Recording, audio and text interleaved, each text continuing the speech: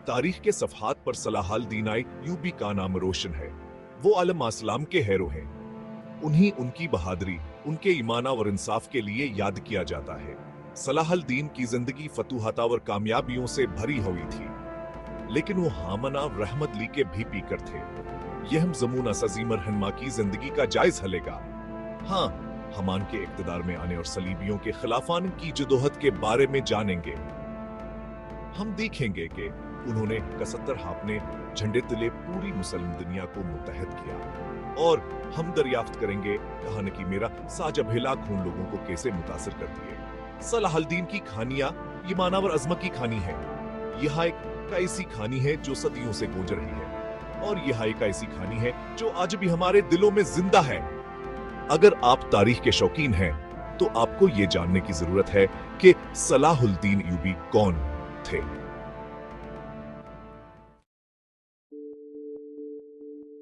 सलाह अल-दीन की पैदाइश 1139 में हुई। उनका करदिनसल का खानदान माज जावर बासर था।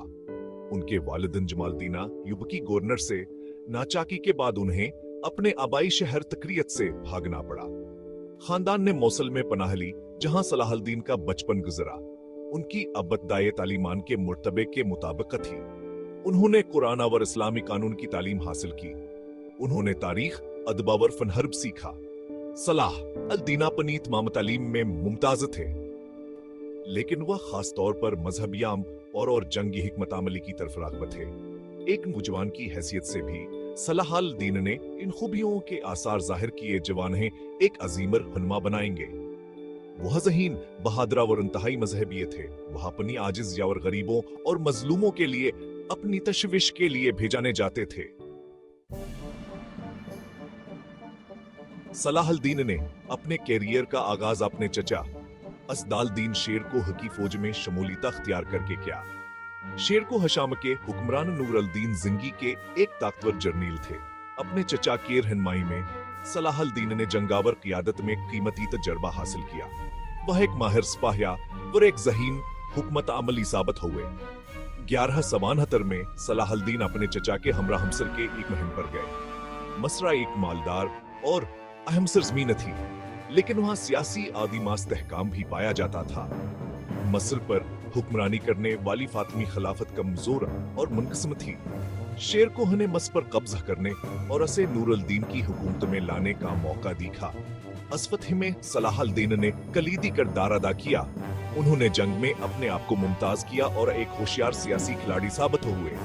1172 में जब शीर को हका अचानक इंतकाल हो गया, तो अल-दीन मिस्र के वजीर के तौर पर उनके जानशीन बनने के लिए फित्रिया इंतखाब थे।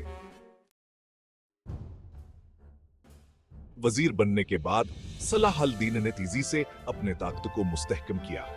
उन्होंने मस्र में अमन व अमान बहाल किया और इसके दिफा को मजबूत बनाया। उन्होंने हुकूमत और फौज में असलाहात भी शुरू किए, जिससे वज़ियात हम मस्र और कार आमद बन गए। सलाह अल-दीन की हुकूमतानी के इंसाफ के लिए पर अज़मा और इस्लामी असूलों पर अमल पेरा होने की वजह से मशहूर थी। सलाह अल-दीन एक सच्चे मुसलमान थे। इनका मानना था कहान का इक़्तिदार खुदा की तरफ से है। वहां से अपना फर्ज समझते थे कहू हाँ इंसाफ से हुकूमत करें और इस्लाम के कवानीन को बरकरार रखें। सलाह अल-दीन अपनी तकवा के लिए मशहूर थे। वह बाकायदगी से नमाज पढ़ते और अक्सर रोज हरकते। वो सखावत से खैरात भी देते और मसाजिद और अस्पताल बनवाते। सलाह अल-दीन का इंसाफ का आजमान के तमाम राया के लिए था, चाहे वो किसी भी मजहब से ताल्लुक रखते हो। वहां पनिया इंसाफ पसंदिया और अवाम के शिकार याद सुनने के लिए तैयार रहने के लिए जाने जाते थे। उन्होंने अदालतों का क़याम अमल में लाया, जहां मुसलमाना और गैर मुस्लिमी यकसा तौर पर अपना मिदा पेश कर सकते थे।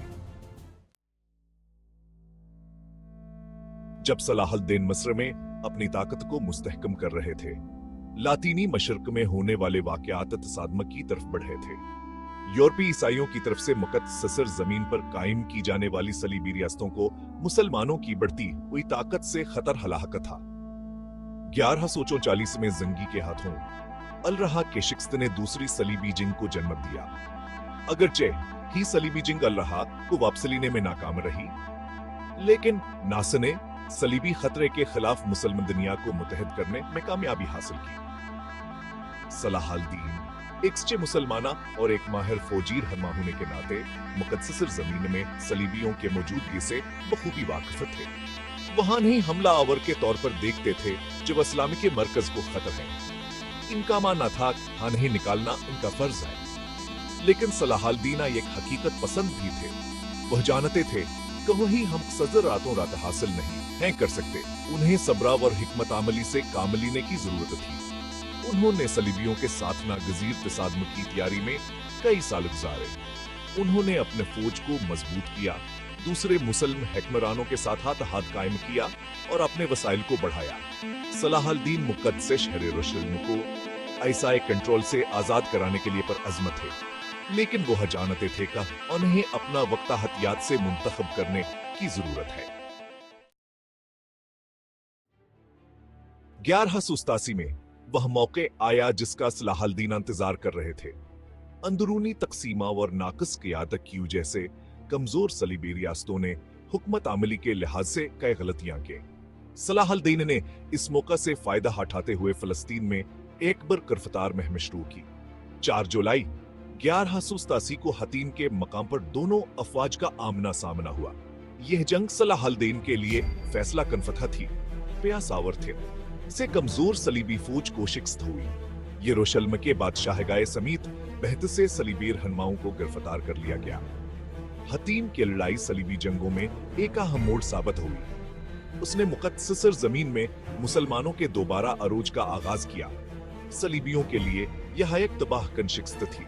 इसने फलस्तीन पर उनकी गिरफ्त को तोड़ दिया और यरूशलेम पर सलाह अल-दीन की फतह का रास्ता खोल दिया।